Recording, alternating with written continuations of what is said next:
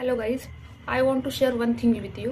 काल मला माझ्या एका फ्रेंडचा कॉल आला होता की अरू तुझ्या आता कॉलेज सुरू होणार आहे नोव्हेंबरमध्ये BMSचं, आणि मला काही इच्छा नाही आहे की आता मी कॉलेज जॉईन करावं किंवा कॉलेजमध्ये जावं. मी बोलले का?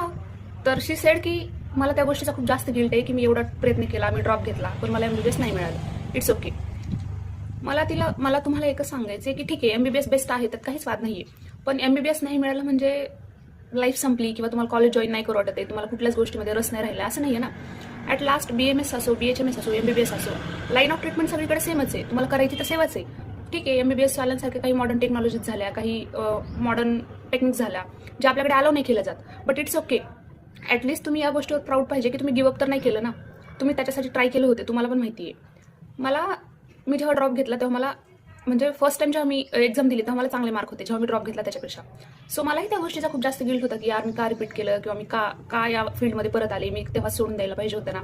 पण तो जो गिल्ट आहे ना, त्या गिल्टवर तुम्हाला इथे येऊन काम करायचं असतं. हे जे 5.5 वर्ष आहेत, सेम कोर्सचा तुमचा ड्युरेशन तर सेम आहे. MBBS BMS BHMS सगळ्यांचं 5.5 वर्ष. त्याच्यामध्ये तुम्हाला इथे येऊन तुमच्या स्किल्सवर काम करणे. असंही असू शकतं की काही MBBS वाले डॉक्टर्स आहेत ज्यांचे की क्लिनिक किंवा हॉस्पिटल्स BMS वाल्यांचे त्यांच्यापेक्षा जास्त चालतात.